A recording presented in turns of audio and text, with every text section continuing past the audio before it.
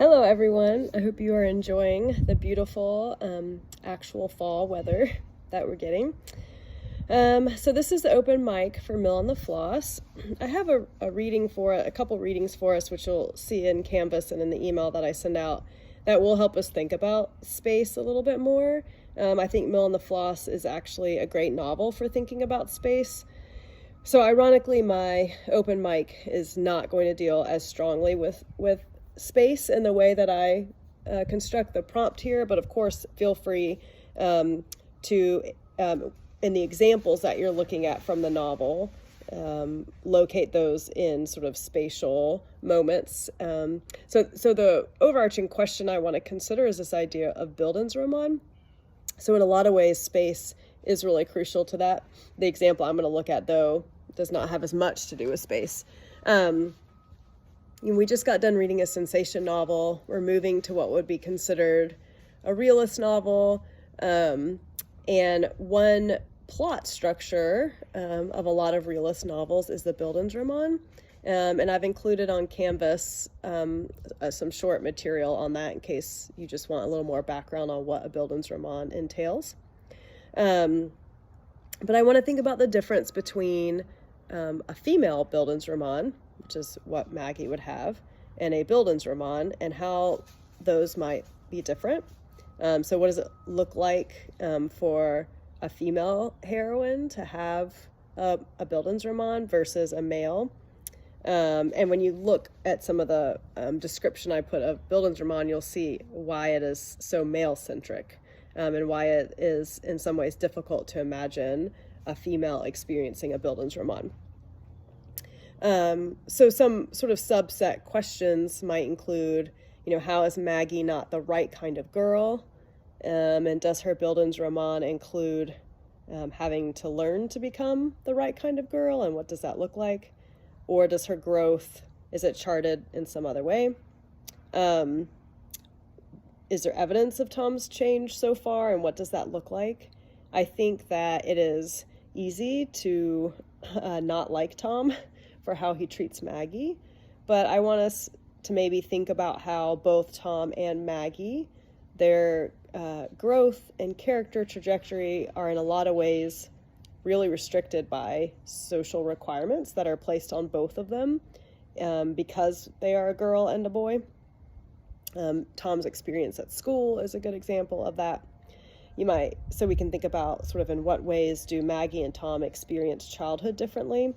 And then in what ways do they navigate their family tragedy differently, which is the moment that I'm going to look at now. So this is in, I forgot to look what chapter it's in. Chapter 3, called The Family Council. I think that's in book 3, maybe?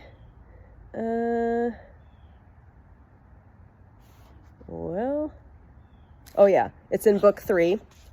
Chapter 2, The Family Council. A couple pages in, it's when the family has gathered around and they're all talking and trying to figure out what they're going to do now that Mr. Tulliver has lost the lawsuit.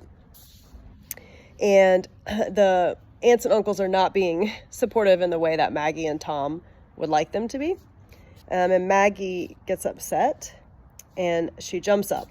So I'm going to start reading there with a paragraph that says, Maggie had started up from the sofa at the allusion to her father, but Tom saw her action and flushed face in time to prevent her from speaking. Be quiet, Maggie, he said authoritatively, pushing her aside.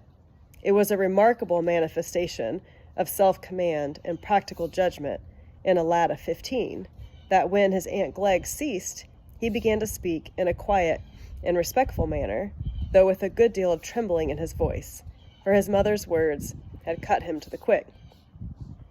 Then, Aunt, he said, looking straight at Mrs. Glegg, if you think it's a disgrace to the family that we should be sold up, wouldn't it be better to prevent it altogether?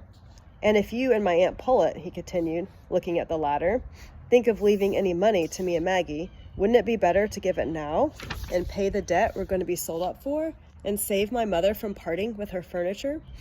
There was silence for a few moments, for everyone, including Maggie, was astonished at Tom's sudden manliness of tone.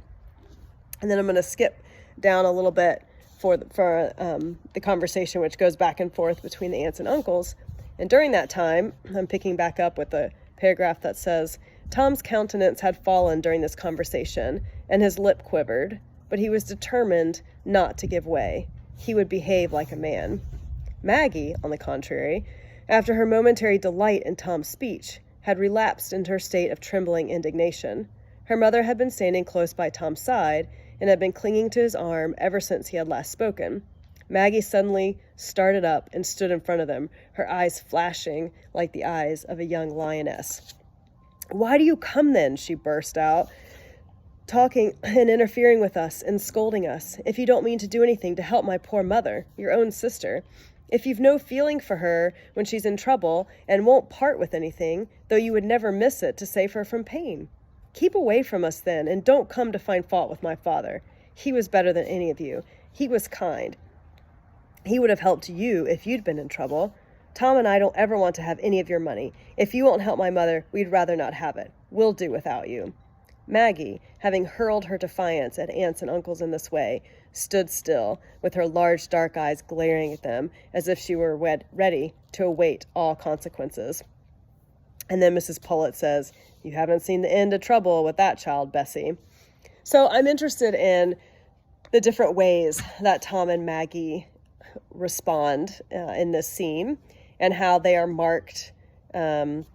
I would read it as a growth in Tom, right? So everyone remarks that his response is so ahead of his own years. And then how Maggie's response is cast as sort of immature and troubling, and how much those might be gendered. So kind of thinking about what's the difference in tone, because the words that they say, or the meaning of those words, are not that different, but the speeches themselves are cast as very different.